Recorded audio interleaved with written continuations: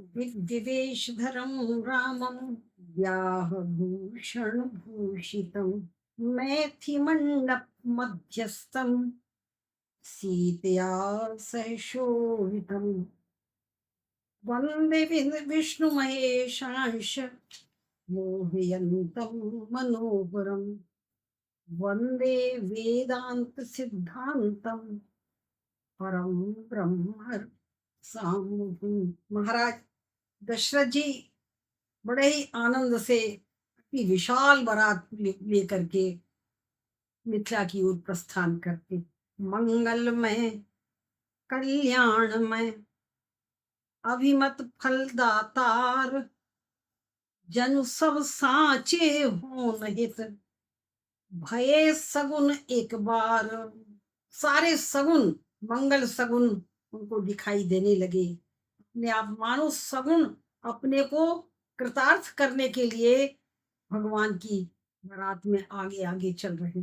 जनक जी ने बीच बीच में जो बास बनवा जनवासे बनवा दिए थे, बास बनवा दिए थे, वहां निवास करते हुए और आनंद पूर्वक बारात जनकपुर में पहुंची। तो गोस्वामी जी ने लिखा कि प्रथम बारात लगनते आई तेहते प्रमोद अधिकाई।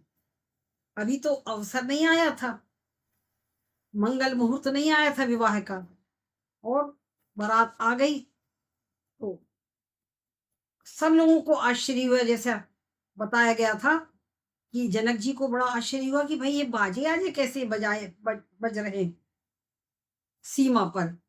तो जाकर पता लगाया सेवकों ने, तो बड़े प्रसन्नता से कहा महाराज बारात आ गई है, दशरथ जी अयोध्या से बारात लेकर के आए। बड़े प्रसन्न हुए, उनकी आवभगत हुई, उनका सुंदर जनवासा दिया गया।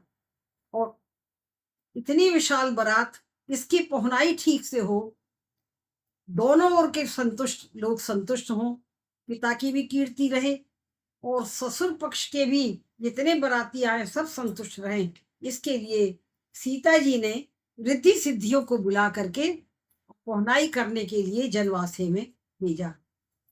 सारी रिद्धि सिद्धियां सुरपुर का भोग विलास लेकर के गई, माने भोजन, वस्त्र, आभूषण, मालाएं, वाद्य, गीत, पान, ये सब भोग की सामग्री, और वनिताएं नाचने गाने के लिए सारी हर तरह की व्यवस्था हर एक बराती के लिए। आश्चर्यचकित रह गए कि ऐसा स्वागत, ऐसी व्यवस्था तो आज तक कहीं देखी नहीं गई।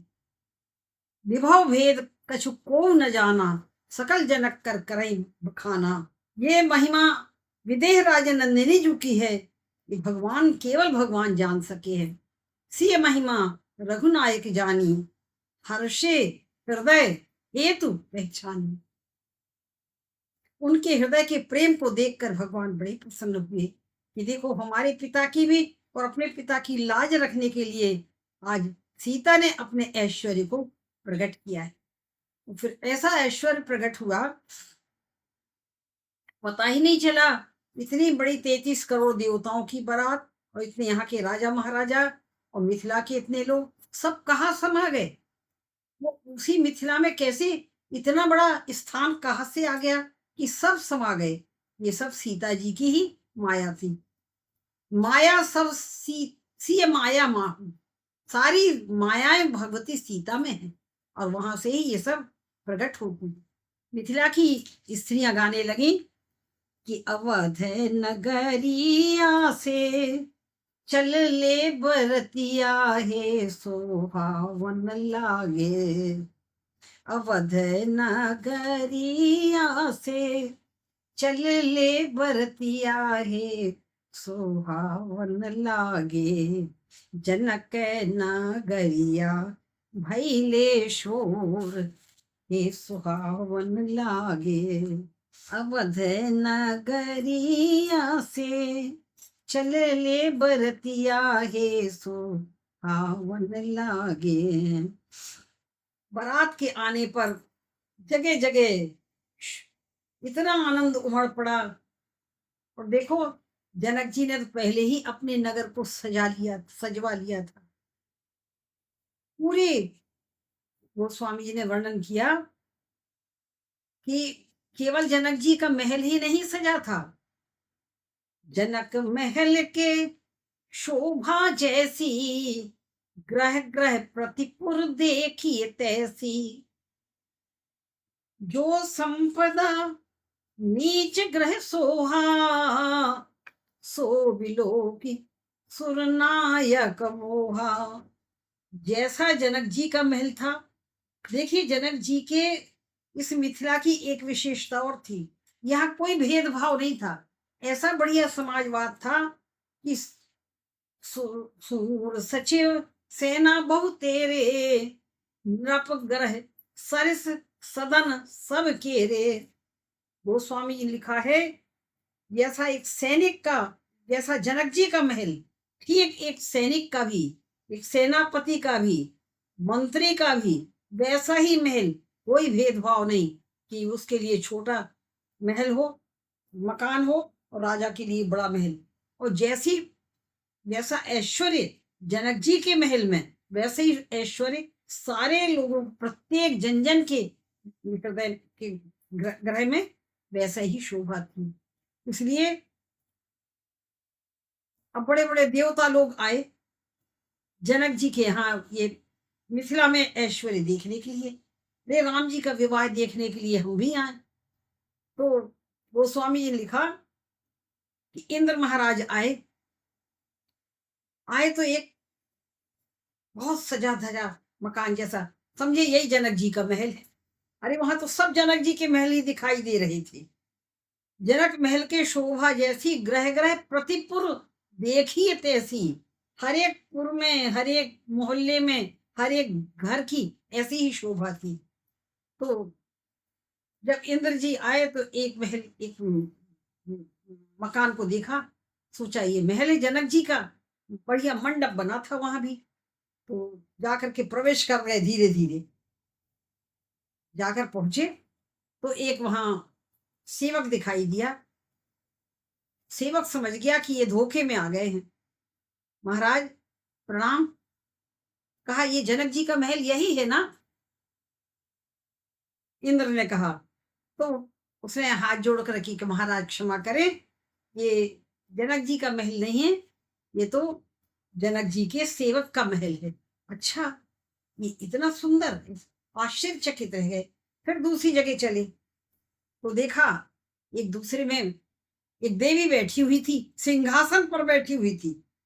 तो सोचा कि ये सुनैना जी होंगे होंगे, और यहाँ भी तो मंडप बना हुआ है, यही होगा। तो पहुंच गए और हाथ जोड़ कर कहा कि मैया सुनैना आप ही हैं क्या, और ये आपका ही महल है? तो वो स्त्री बोली, महाराज क्षमा करें, ये मैया सुनैना का महल नहीं, ये तो उनकी दासी का है, उनको स्नान करवाने वाली दासी का महल है। अच्छा, बड़े आश्चर्य में पड़ गए, सोने के सिंहासन पर बैठी है दासी सुनैना जी की, इतना ऐश्वर्य। फिर आगे चले, एक मकान एक देखा कि खूब छप्पर चमचमा रहा था, चम चम चम चम। कहा यही होगा जनक जी का महल, इसमें छप्पर भी चमचमा रहा। तो भीतर प्रवेश कर गए सीधे धड़धड़ा के, और जब प्रवेश किया तो वहां भी मंडप बना हुआ था। बस बस यही है जनक जी का महल। तो वहां एक व्यक्ति बैठे हुए थे, वो भी पुर नर नारी सुभग और शुचि संता, सब ऐसे सहजशील धर्मशील ज्ञानी गुणवंता। उन्होंने कहा कि महाराज हाथ जोड़ करके कि आपको कहाँ जाना? बोले जनक जी का महल यही है ना? तो कहा क्षमा करें, ये जनक जी के, देखो हमारी जनक जी के महाराज के यहाँ बारात आई है ना, तो इस समय बारातियों को हमारे, बोले हम तो उनके नाई हैं, नाई का घर मकान है ये उनके। बोले नाई का मकान है ऐसा? बोले हाँ, हमारे महाराज जी के यहाँ बारात आई है ना। बोले हाँ हाँ, वही तो हम आए हैं बारात में, तो यही समझ करके कि ये उन्हीं का महल होगा। बोले नहीं, हमारे महाराज ने जो बारातियों को भोजन कराते हैं हमारे महाराज, तो जिस पत्तल में भोजन कराते हैं उसमें सोने की और हीरे की कीलें लगी रहती हैं, तो वो हम एक बार भोजन कराने के बाद दोबारा उसमें नहीं कराते, और वो हम नाई लोगों को दे देते हैं। हम नाई लोग कहाँ रखें? महाराज का दिया हुआ इतना धन हमारे पास ऐश्वर्य है, तो हमने छप्पर पर पत्तलें फेंक दी हैं। आहा! देखकर आश्चर्य कि ऐसा ऐश्वर्य, ऐसा तो सुरपुर में भी नहीं, सुरपुर भोग विलास में भी नहीं है, जैसा जनक जी के यहाँ है। तो गोस्वामी जी ने लिखा कि जो संपदा नीच ग्रह सोहा, सो बिलो की सुरनायक मोहा। इंद्र मोहित हो गए देखकर, वो इतना ऐश्वर्य है जनक जी के यहाँ। वास्तव में ये सब हमारी विदेह राज नंदिनी जी का ही ऐश्वर्य था, जिन्होंने प्रकट किया। तो देवता लोग आश्चर्य में, और विधि विधि भयो आचरज विषेक विषेखी, निज करनी कछु कतहु न देखी। ब्रह्मा जी देख रहे, सारी सृष्टि तो हमने बनाई, ये मिथिला भी हमने बनाई, पर हमारी बनाई हुई यहाँ कोई चीज नहीं दिखाई दे रही, सब विलक्षण विलक्षण दिखाई दे रहा। भगवान शंकर जी समझ गए इनका अचरज देखकर, अचंभा देखकर। तो शंकर जी ने सोचा कि इनको सीधे कहेंगे तो बुरा लगेगा, तो देवताओं से कहने लगे, देवताओं के बहाने से, अरे देवगण, जनी आचरज भुलाहू, अचरज मत करो और भूल में मत पड़ो, क्योंकि ये तो सिय रघुवीर विवाह, कोई साधारण का विवाह थोड़ी है, ये तो सीता राम जी का विवाह है। इसलिए आप लोग आश्चर्य न करें, यहाँ तो ऐसा ही ऐश्वर्य, ऐसी ही विचित्रताएं, और सब आनंद ही आनंद दिखाई देगा। तो ब्रह्मा जी बेचारे सुन करके समझ गए कि ये हमारी करनी, निज करनी कछु कतहु न देखी, ऐसी स्थिति। तो जनक जनक महल के शोभा जैसी। हाँ, हर एक जगह, हर एक ने मंडप बना लिए थे। मंडप क्यों बना लिए थे? क्योंकि हर एक पुर में हर जाति की लड़कियां भी थी, और भगवान के जितने सखा आए थे वो भी सब जाति के थे, उनका भी विवाह यही होना था। इसलिए हर एक ने अपने अपने घरों में भी मंडप बना कर रखे थे, अपनी बेटियों को तैयार कर लिया था कि उनका भी विवाह होगा, और उनकी भी विदाई होगी हमारी सिया जी के साथ में। सब सीता जी की सखियां थी। सीता जी के आविर्भाव के बाद, प्राकट्य के बाद, फिर मिथिला में बहुत बेटियां पैदा हुई थी, और ये सब जाति की थी। और जब सब जाति के भगवान के सखा भी थे, तो भगवान ने सबका विवाह यही संपन्न करवा दिया। इसलिए सब जगह जनक महल की शोभा जैसी ग्रह ग्रह प्रतिपुर देखी थी, सब जगह मंडप बने हुए थे, सब जगह आनंद था। ऐसे आनंद में देख करके सारे देवता लोग, अब भगवान श्री राम दूल्हा बने। गोस्वामी जी लिखते हैं कि कुछ दिन बीत गए ऐसे ही, अभी अभी मंगल दिन तो नहीं आया था, गए बीत कछु दिन यही भांति, प्रमुदित पुरजन सकल बराती। इसी आनंद में खूब भोग कर रहे हैं, आनंद कर रहे, नाच गाना देख रहे, बाग बगीचा देख रहे, पक्षियों को देख रहे, ये सब बाराती लोग आनंद में मग्न हैं। और पुरजन परिजन इन बारातियों को देखकर, अरे जितने पुरजन थे, परिजन थे, उन्होंने कहा कि अरे, सब आपस में बात करने लगे कि जैसे राम लक्ष्मण हैं दो बालक दशरथ जी के, दशरथ जी के साथ वैसे ही दो बालक और आए हैं, बिल्कुल एक से। लक्ष्मण जी जैसे शत्रुघ्न जी हैं, और राम जी जैसे भरत जी हैं। तो सब विचार करने लगे, जैसे राम जी को देखते ही सबके मन में यही विचार आ गया था कि बरु सांवरो जानकी जोगी। अब सब विचार करने लगे, संकल्प करने लगे, भगवान से मनाने लगे, हे भगवान, ऐसा हो जाए तो कितना अच्छा होगा कि चारों भाई यहीं पर ब्याह जाएं, ये चारों भाई यहीं पर इनका ब्याह हो जाए तो आनंद आ जाएगा। और जब चारों भाइयों का ब्याह हो जाएगा तो 12 बार स्नेह बस जनक बुलाओ सीए, लेन आई हैं बंधु दो, कोटि काम कमनीय। आहा, जब चारों भाई यहाँ ब्याह जाएंगे तो जनक जी अपनी बेटियों को बुलाएंगे प्रेम के कारण, और फिर ये भाई लोग आएंगे इनको लेने के लिए, अपनी अपनी बधुओं को लेने के लिए आएंगे। तो हमको फिर आनंद मिलेगा, हमको इनका दर्शन मिलेगा। नाई तो हमका सुनो सखी इनका दर्शन दूर, नहीं तो हमको तो इनका दर्शन कहाँ मिलने वाला है। इसलिए आज हमारा बड़ा भाग्य है। सब लोग कहने लगे कि दशरथ जी ने कितने पुण्य किए थे कि उनको राम जैसा बेटा हुआ। एक कहने लगे जनक जी ने कितने पुण्य किए थे कि सीता जैसी बेटी हुई, कि जनक सुकृत मूरत बई देही, और दशरथ सुकृत राम धर देही। तो कुछ लोग कहने लगे इनके तो ठीक है भाग, इनने तो इनके इनका, क्योंकि राम सीता इनको प्राप्त हुए, पर हम इनसे भी ज्यादा भाग्यवान हैं। बोले कैसे? कि हम सब सकल सुकृत के राशि, भय जग जन्म जनकपुर वासी। हमको जनकपुर में जो जन्म मिला, निवास मिला, हम बहुत भाग्यवान हैं, क्योंकि इनको तो राम हुए और इनको सीता हुई, और हम इन दोनों को, हम दोनों के दर्शन करेंगे। हम राम और सीता को दोनों को दूल्हा दुल्हन बने देखेंगे। हमारे बराबर भाग्यवान कौन हो सकता है, पुण्यवान कौन हो सकता है। तो सारे पुरजन अयोध्या मिथिला के लोग कहने लगे कि हमारे बराबर कोई भाग्यवान नहीं है, पुण्यात्मा नहीं है। हम राम सीता को दूल्हे बने मंडप में देखेंगे और कितना आनंद आएगा, ये सोच करके सब प्रसन्न हो रहे, पुलकित हो रहे। जहां तहां लोग मंगल गीत गा रहे हैं। मंगल समय आ गया। मंगल मूल लगन दिन आवा, हे मेरी तो अगहन मास सुहावा।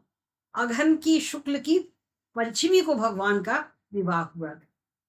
आज भी अयोध्या में, हमारे गुरु स्थान में भी हर पंचमी को भगवान का विवाह उत्सव होता है।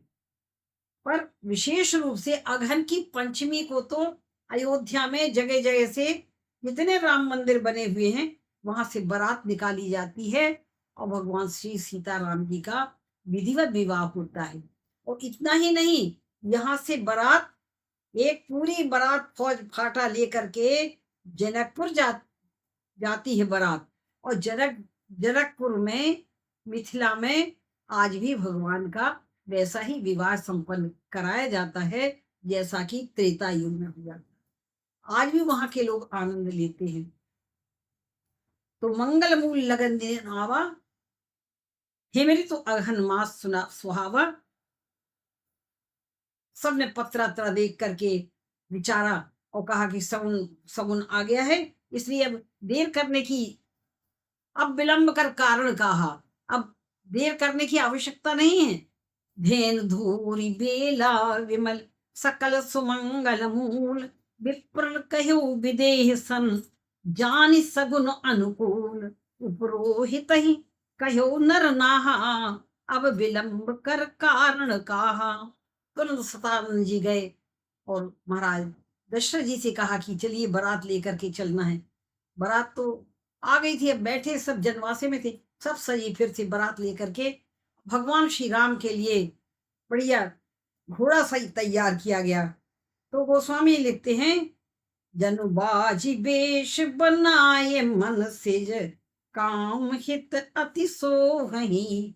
ऐसा लगता है ये घोड़ा नहीं है, और ये साक्षात कामदेव ही घोड़ा बन करके भगवान श्री राम की सेवा के लिए उपस्थित हुआ है। आपने बल रूप गुणगति सकल भुवन विमोह है। आह, जगमग जगमग एकदम हो रहा है, ऐसी जीन लगी हुई है। घोड़ा इतना सुंदर, इतना सुंदर है। इसको भगवान श्री राम इस घोड़े पर बैठ करके आ रहे, जनक जी के द्वार पर आ रहे हैं। बारात आ रही है। सब जब बारात आ रही सामने, तो सखियां सब द्वारचार के लिए जा रही हैं। देख, सब आनंद, सुंदर सुंदर पहरे पहरे, बढ़िया वर्ण वर्ण चीर पहन करके, सज धज करके सारी सखियां भगवान श्री राम के देखने के लिए, उनके द्वार चार के लिए चली जा रही हैं। और जब देखने लगी, बोली, सखियां बोली कि अरे सखियों, अपने अपने आंखों को संभाल के रखना, किसी के पास जादू आदू टोना कोई नहीं करना, अपनी नजरें संभाल लेना, क्योंकि राम जी दूल्हे बन करके आ रहे हैं और इतने सुंदर हैं, उनको कोई नजर न लगा देना।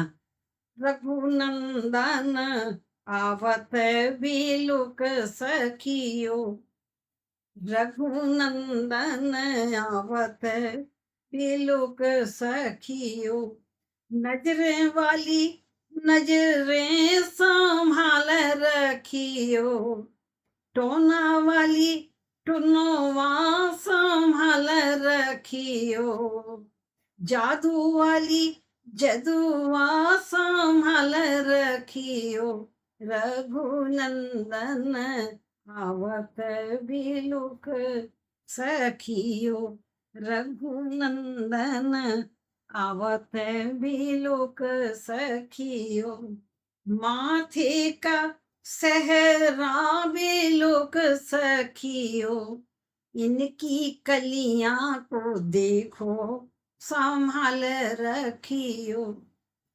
कानों में कुंडल बिलुक सखियो, अरे कुंडल के झुमका संभाल रखियो, रघुनंदन आवत बिलुक सखियो, रघुनंदन आवत बिलुक सखियो।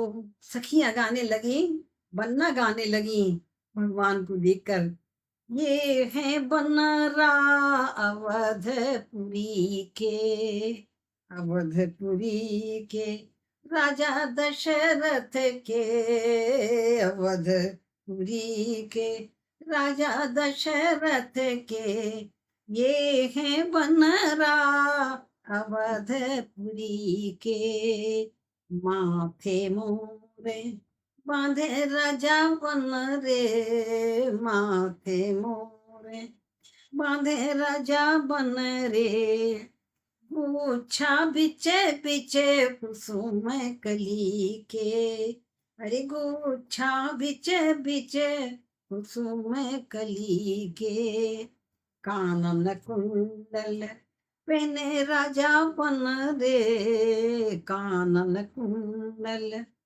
पहने राजा बन रे, झुमकन बीच गुच्छा कुसुम कली के, झुमकन बीच गुच्छा कुसुम कली के, ये है बनरा अवधपुरी के, गले में हरवा पहने राजा बन रे, गले में हरवा पहने राजा बन रे, कलियों के बीच गुच्छा कुसुम कली के, ये है बनरा अवधपुरी के, हाथों में कंकन पहने राजा बन रे, हाथों में कंकन बांधे राजा बन रे, अरे मेहंदी बीच गुच्छा कुसुम कली के, अंग में जामा पहने राजा बन रे, फेंटा बीच गुच्छा कुसुम कली के, संग में सिया बनरी सो है, जोड़ी बीच गुच्छा कुसुम कली के।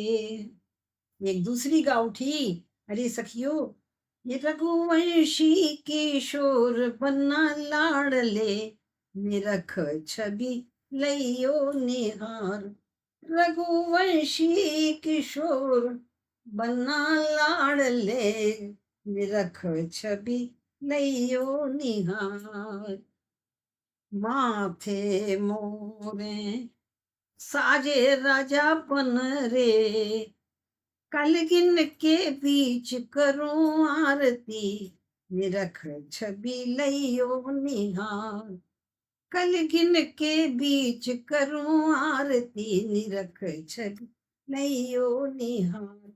रघुवंशी किशोर बन्ना लाड़ ले निरख छवि लइयो निहार। भगवान द्वार पर आए। जनक जी के द्वार पर भगवान श्री राम जी दूल्हे के वेश में आए। सखियां कहने लगी, देखकर भगवान का इतना सुंदर रूप, वैसे ही सुंदर थे, बहुत कमनीय है, पर दूल्हे रूप जब सजे और कमनीय हो गए। तो सब सखियां कहने लगी, ललन पर टोना, अरे जनी को डारो ललन पर टोना, जनी को डारो ललन पर टोना। मिथिलापुर की नारी सब मिली, आपन नैना समारो ललन पर टोना, अरे जनी को डारो ललन पर टोना, ललन पर टोना, ललन पर टोना। लावोरी कोई भाल डिठोना, अरे तड़फत जेरा हमारो ललन पर टोना, जनी को डारो ललन पर टोना। सिया मातु महारानी सुनैना, राई नोन उतारो ललन पर टोना, अरे जनी को डारो ललन पर टोना, ललन पर टोना, ललन पर टोना, जनी को डारो ललन पर टोना।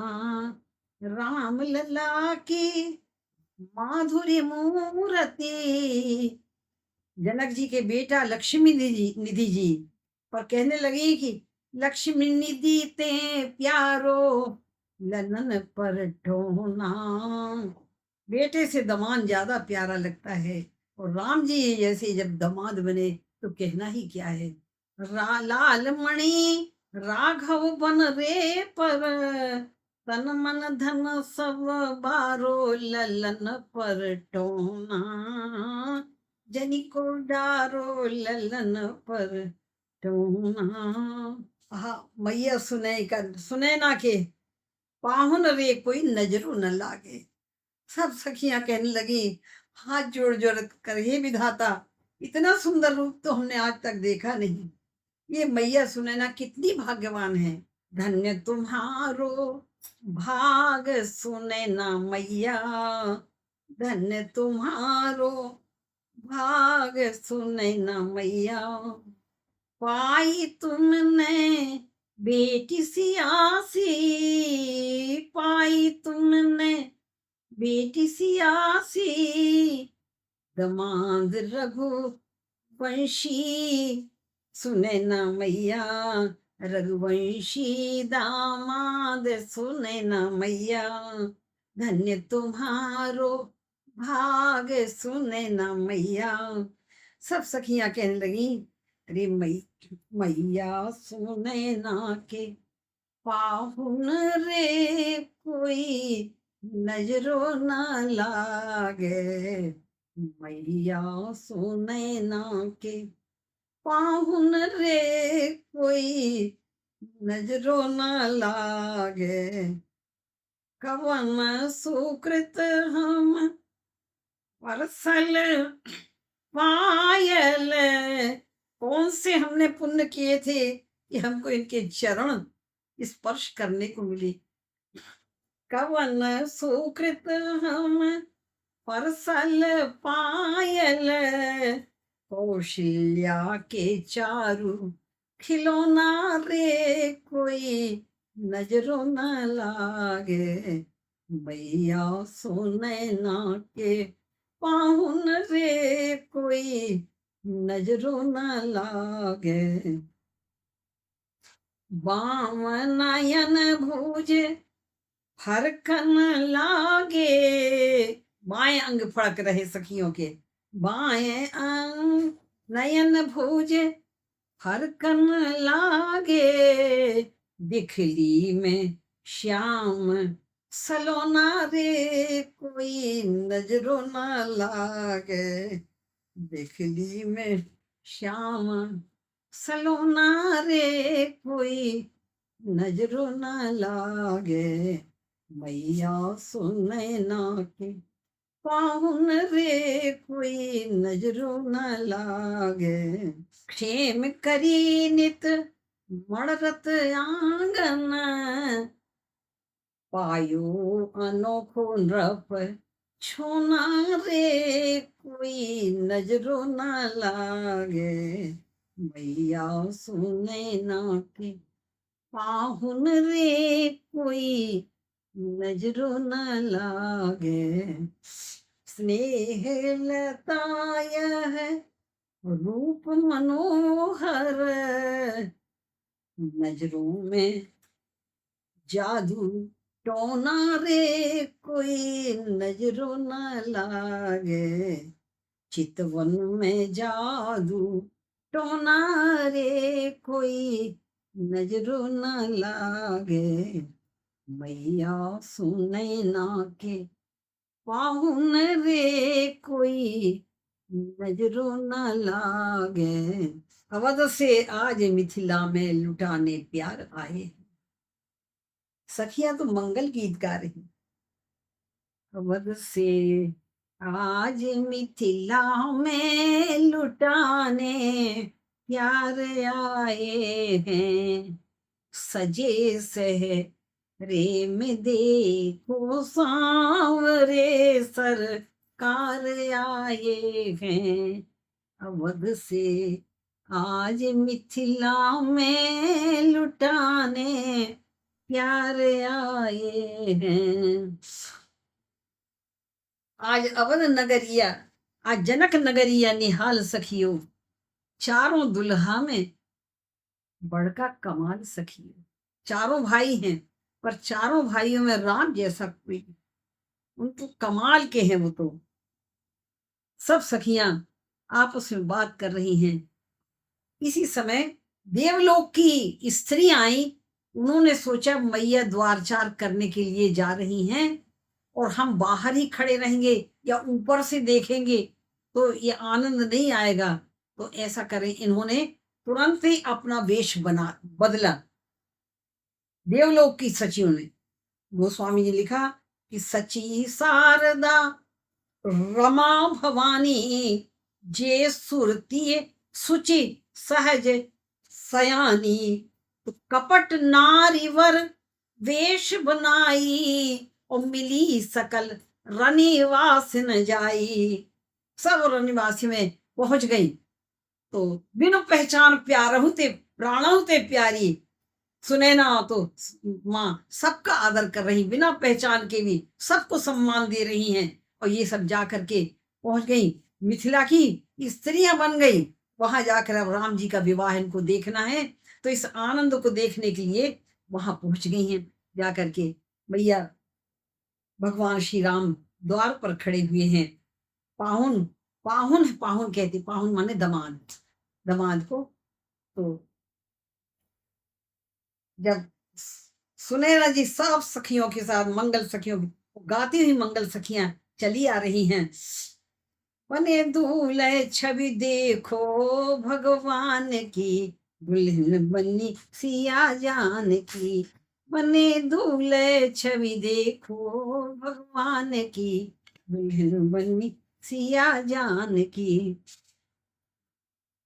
जो सुख भासी मातमन देख राम वर वेश सो न सकहीं कहीं कलप सत साहस शारदा शेष गोस्वामी जी कहते हैं कि जब राम जी के दुबले वेश को अपने द्वार पर खड़े हुए घोड़े पर चढ़े हुए भगवान को देखा तो सुनैना माँ को इतना आनंद हुआ कि उस आनंद का वर्णन जो सबसे ज्यादा वर्णन करने में शारदा है सरस्वती जी हैं और शेषनाग है 1000 मुख से वर्णन करते हैं तो पाताल में रहने वाले शेषनाग और स्वर्ग में रहने वाली सरस्वती ये पाताल और स्वर्ग के देवता भी वर्णन नहीं कर सकते हजारों हजारों मुख से, सहस्र सादा से हजारों सरस्वती और हजारों शेषनाग आ जाए तो भी उस आनंद का वर्णन नहीं कर सकते जो सुनैना माँ को आनंद हो रहा राम जी का वर वेश देख करके। माता ने भगवान का विधिवत भगवान को परछन किया। परछन करत सुनैना मैया, परछन करत सुनैना मैया। भगवान को आरती करके टीका लगा करके फिर पावड़े बिछाए, अरग पावड़े देत सुहाए, करे आरती। और मिथिला में रिवाज है भगवान के गले में दुपट्टा डाल करके और माँ घोड़े से उतारती है, उतार करके फिर उनको लेकर के आती है। ऐसा बड़ा दुलार करके माता सुनैना अपने मंडप महल के भीतर ला रही हैं भगवान श्री राम को। और मिथिला में तो बड़ा बड़े बड़े विचित्र विचित्र रिवाज हैं। ला करके मंडप में बिठा करके धान कुटवाई दे जाती है, दूल्हे से धान कुटवाते हैं। और क्योंकि धान वहां बहुत होती है ना, तो जहां जैसा जो धन धान्य होता है, अन्न होता है, वहां उसी प्रकार के रिवाज भी हो जाते हैं। तो जैसे दधी चिवड़ा का रिवाज है, इसी तरह चिवड़ा बनवाया जाता, भगवान से धान कुटवाई, दूल्हे से धान कुटवाई जाती है। अगर धान कुट गई अच्छी, निकल गए धान में से चावल, तो समझते हाँ दूल्हा अच्छा है, स्वस्थ है और बड़ा बलवान है। और नहीं कुटित करे कमजोर है, ऐसी सखियां कहती हैं। मजाक के लिए सब चलता है। तो माता सुनैना जी भगवान श्री राम को मंडप में लेकर के आई और मंडप में बिठा करके आरती की। आरती करने के बाद भगवान ने वहां वेद मंत्रों का उच्चारण किया। गणानान्त्वा गणपति गम हवामहे, निधीनान्त्वा निधि गम हवामहे, प्रियानान्त्वा प्रियपतिम गम हवामहे। सब वेद उच्चारण कर रहे हैं और भगवान पूजा कर रहे हैं। इसके बाद कहा अब देर किस बात की है भैया, अब जल्दी बेटी को लाओ मंडप में। सब पंडित लोगों ने कहा बेटी को बैठारी आसन आरती कर, सारे बरातियों को बुला लिया। सारे बराती आकर के मंडप में बैठ गए और बैठ करके सब देख रहे हैं, मंडप की रचना देख रहे हैं। ऐसी विचित्र रचना तो आज तक देखी नहीं। अरे हर एक चीज वहां मड़ियों की ही बनी हुई, मणियों के फूल बने हैं, कमल खिले हैं, मणियों के पान के पत्ते हैं, हरित मणिन के पत्र फल हैं, और बांस भी मणियों के लगे हुए हैं, और खंभे भी मणियों के बने हुए हैं। और उस खंभों में सुर प्रतिमा खम्मन गड़ी काढ़ी, हाथ में मंगल थाली लेकर के खड़ी हुई है। सब सब मणियों के बने हुए हैं, पर ऐसा लगता नहीं कि ये निर्जीव है, लगता बिल्कुल सजीव है। जब जो पंडित मांगता है तब वो मंगल थाली आगे कर देती है। ऐसी मूर्तियां थी स्वचालित कि अपने आप वो मूर्ति भगवान के पंडित के सामने, वेद उच्चारण करने वाले के सामने तुरंत थाली कर देती, तो वो सारे मंगल द्रव्य अपने आप उपस्थित हो जाती थी। ऐसी विचित्र रचना थी। तो रचना देख विचित्र अति मन विरंज कर भूल। ऐसी स्थिति में सब लोगों ने कहा भाई अब समय हो गया, बेगी कुंवर अब आने हो जाई, चले मुदित मुनि आय सुपाई। यहीं पर मुदित अवधपति सकल सुत, बुधनु समेत निहारी, जनु पाए महिपाल मणि, क्रियन सहित फल चार सियावर, रामचंद्र की जय।